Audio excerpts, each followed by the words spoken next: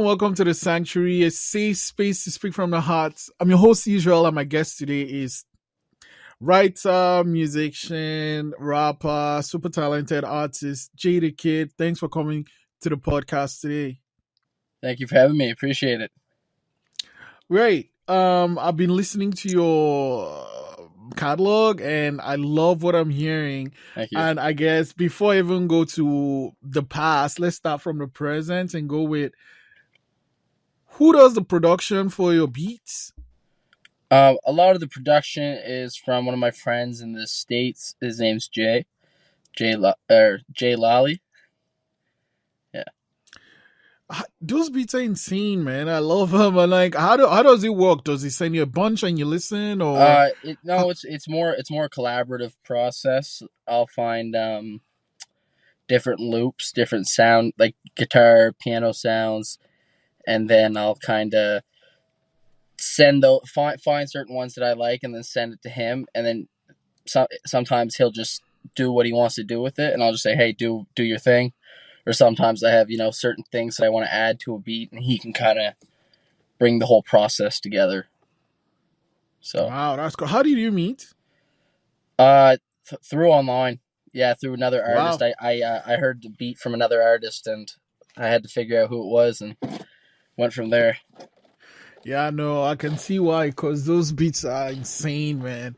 Okay, well, I've asked that, I've gotten out of the way. Let's jump back to the past. And how did music start for you? Music started for me back in basically my whole life when I was younger.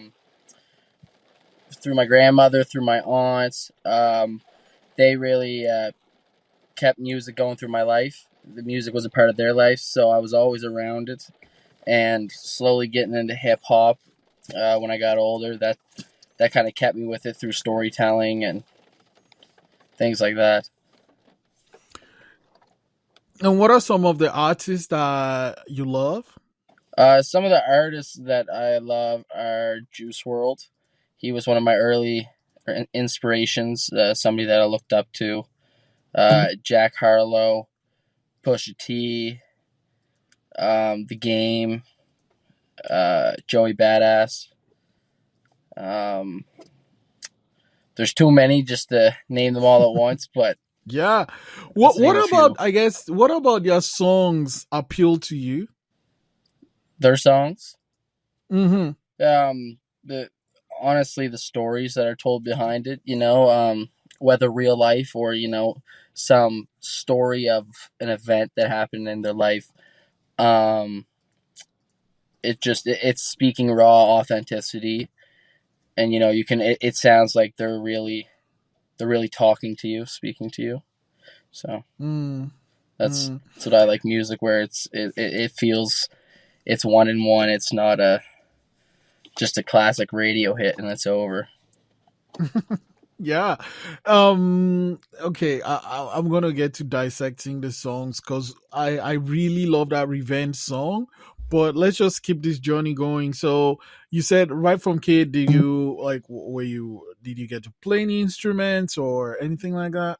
Yeah, I learned piano from my grandmother first when I was around 6, and then I kept with that for a bit, and then I picked up guitar on my own, and then I learned ukulele through school, so just a music class, thing like that, and then kind of did that a little bit at home, but mainly guitar and piano, and that's helped a lot too, understanding like I was saying again, collaborating on the beats and stuff. I'm able to, tell them certain keys. There's, certain notes, certain things that I need that not all other artists can understand between a producer. So it helps there. Yeah. No, I mean, well, I might as well just jump into it. Revenge. What is the story behind that song? Revenge came about. I posted a Instagram video, and it was just a freestyle, like a cover over the Kid Leroy song. I forget which one it was. Might have been I think it was Without You. And anyways, whatever happened, this guy said that I stole his lyrics or something in a cover, and it was like, because I added a little spin off at the end, and but it wasn't like this guy was from Vancouver and he was a little bit bigger than me at the time, but like he wasn't like anything like that. Like I've never heard of him in my life. I was like, no, it's just you would have had a similar lyric, I guess. Like, things happen. And then anyways, he started blasting me on his Instagram, and his fans were like messaging me and shooting off and all that. So I I I kind of just removed myself from the situation because it was just goofy to start with. But that's what fueled the energy for the song. Yeah, it's so there's so much and passion behind that one. Okay, so this happened. Like, did you reach out to Jay right away to give you this beat, or um, I guess which came first, the lyrics or the beat? Usually, I write to like the beat, or well, I guess it wouldn't be a beat. Like I was saying, like the loops or something. I go on Looperman, it's called, a lot of the time, and I'll find loops there. So I was like, I had the song in mind, like the idea, but I had to find like the right sound, and like still like no melodies or anything coming up, right? Just I find that Mm. once I find the beat. So found that had a little bit of a melody, sent it to him, and that's kind of how that went. Yeah, he puts the drums over it, makes it go crazy, and then send it out to the engineer, and he's able to do like all those, like, just different sound effects that you hear at the start and at the end and in between that not normal people would think to add. So you're based in New Glasgow, Yeah, and most people will be like, oh, there's not that much of, I guess, like a hip hop community there. What would you say to that? I would say uh, they're correct in a sense in the past, and a little bit now. Like it's still very overlooked because we don't have like shows or concerts or anything with big artists, and also we're not that big of a town, or like we're a town, we're not a city or anything like that, right? So it's hard. We're not going to be able to have Shania Twain or anything like that, let alone any hip hop artist that's bigger than from around here. But there's, I'd say, 90% of your high schoolers have rap songs in their playlist and would show up to stuff like that. So I definitely know it's there. It's just definitely overlooked as an actual culture. Talking about overlooked as an actual culture, that doesn't show in the engagements you have on your Instagram specifically. Do you want to tell me the story of how you are making your social media so magical? Well, I mean, again, it's the people that like the hip hop around here. I guess so. I guess you could say the culture's there for me. If you went on my page, you could see that that's the culture because 80% of those people are from where I'm from. So it's there. It's just not widely known, widespread. So, but social media is thinking about timing. I guess being authentic. Um, I'm very picky about what I post, like certain photos or certain things like that. I like to have a strategic rollout. So if a song's coming, I like to post, once every 2 days or something like that to keep myself in the loop. Because I used to be really bad at posting. I still kind of am sometimes, but I'm getting better at it. I gotta like start Yeah, posting because more I reels and noticed if I content. go back a little bit, there are points on your Instagram where there's huge gap between one image and another one, like weeks and weeks and weeks go by. Yeah, I'm like, what's going on here? So, I mean, you say you kind of plan it, and you have an idea of something coming in. Is there something coming in the pipeline that we should know about? yeah. There is my mixtape. So my mixtape's coming up. Uh, I'm having a listening party July 5th. Planning the mixtape for the Friday after that, so the 14th. So as long as I have everything recorded, the track list is like 90% complete. So I still got to work on a song and a half before it's fully finished. So Mm. assuming I can get that done, we'll have that coming out. I just dropped a new single, "Make It Out," and that's doing good. That'll be the second single off the mixtape there. Yeah, Make It Out is dope. Make It Out is so different, you know, from Yeah, like there's a vibe to your songs. It's very, you know, up tempo. thank you. And it's not a make it out isn't up tempo, but I guess the flow, the way you float on this rap is a little bit different. Why did you take that direction? I think it's just progression, to be honest. Learn yeah, progression, learning more, I guess, as an artist. Trying out different things because I also, you don't want to sound the same. Like there's a sound that I like, but you don't always want to sound the same. And you could, experimenting is the number one thing to see what people like, for like how you're saying, like why is it different for people to react like that, to say, okay, do I like it? Do I not? It can lead me in the direction of where I can go, and I still have so much time, so it's like why not try everything that I'd like to. Mm, wow. Okay, I mean, you've taken us on this journey playing, you know, the piano, the guitar, the ukulele, and writing. But you know, there's a difference between like, just doing that with your friends versus putting it out there on Spotify for the world. At what point did you? I guess I don't want to say take it serious, but you know, this is something you wanted to do. Yeah, for sure. Probably probably right around the time that I was writing Revenge was about the time that I, because I put out other songs and they did all right, and it was under another another alias. So and and then I just switched my name around that time. So and then I was like, you know what, I'm gonna rebrand, build myself properly. I want to do this for real because people were telling me, you have, talent, you this and that. Some people are saying this, and then some people are like, no, like, what are you doing? Because when I first started, they're like, what the hell are you doing? A white boy trying to Mm, rap, like, you can't. Anyways, they said I couldn't do it, so it was kind of just tested and see what I could do, and then also ended up really enjoying what I do, like the business side mm, as well. mm. So it's worked out. Yeah, no, it shows in the videos you put up, the music you make, that you really enjoy what you're doing. Uh, you just actually prompted it by saying the business side. Let's talk about that one. It's one thing to make the music, it's one thing to put it out there, but it's also another thing to handle the music. And how are you navigating that?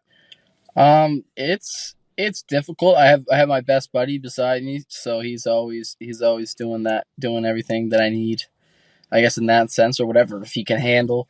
But that helps quite a bit, and I've taught him some things because he didn't know anything coming into it as well. He's one of those guys that you have where you trust him with your life, everything like that. So it's like, why not have him come in and learn, right? So then you have somebody that you can trust and knows the business as well. So he's learning as well, and we're trying to figure that out ourselves, and we're slowly trying to grow the team out. But that's the main thing. It's just trying to find time, making sure that you don't slack, because the industry doesn't wait for anyone. It's always Mm, going like that. So if I miss a certain thing to sign up for, or we miss a certain deadline, it could really screw you over in the long run, or miss out on opportunities that you never would have had. mm. Yeah, it's good to have someone that you trust that much and they are interested in pushing you to the next level.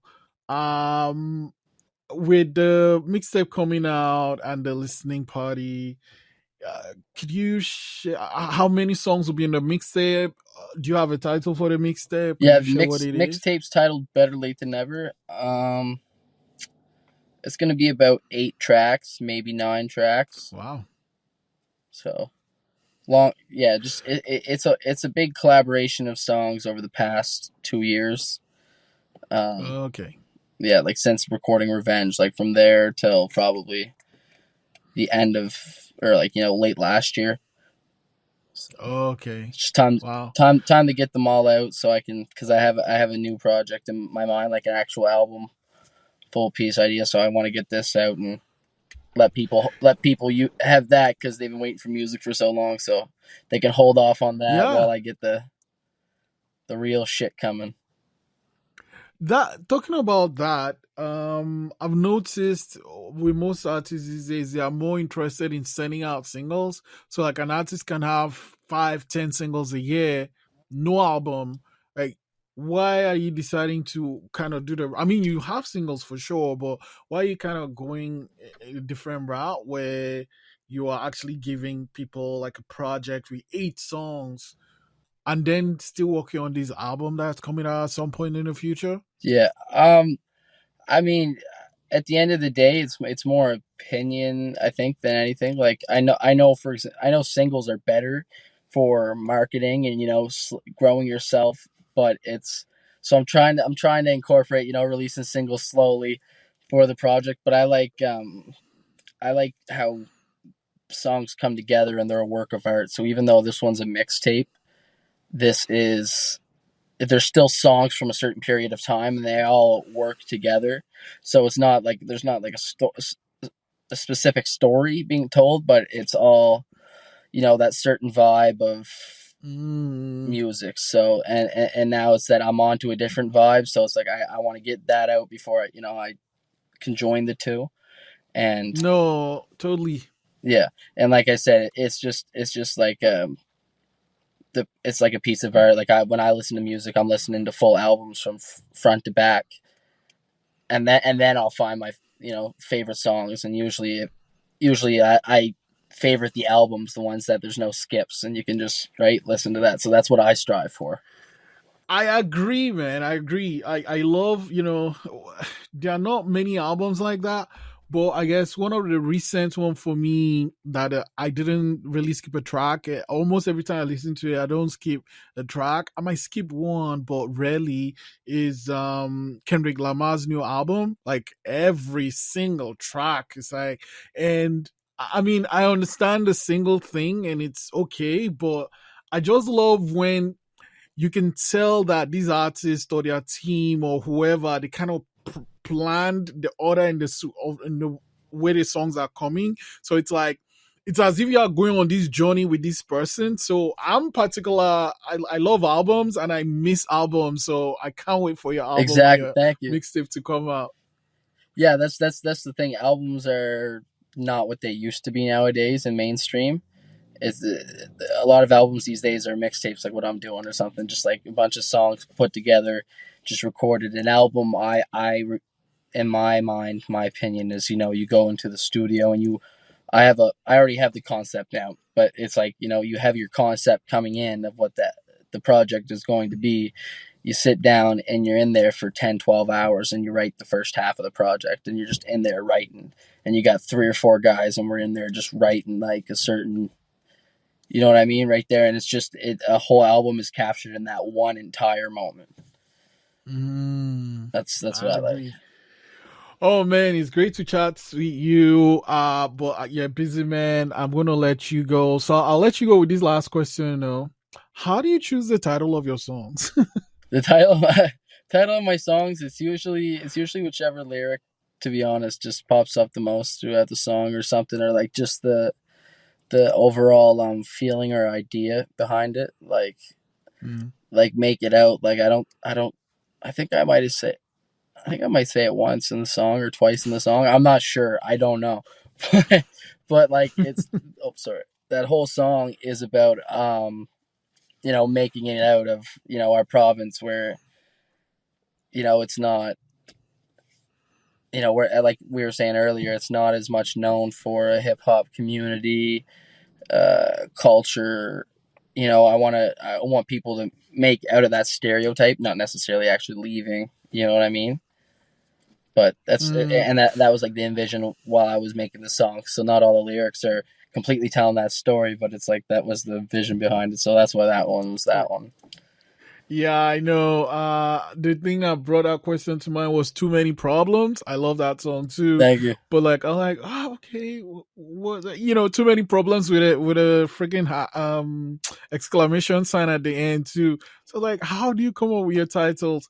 Anyway, I'm having so much fun talking to you. I'll definitely have to have you come back because when the project is ready. But I just want to say thank you for coming to the sanctuary today. Yeah, no, I appreciate it very much. Thank you as well. The exclamation mark, by the way, is because there's so many of them. So I had to over exaggerate. Yeah. Oh man, Jay, thank you so much. Thank you. I appreciate it. We'll talk soon.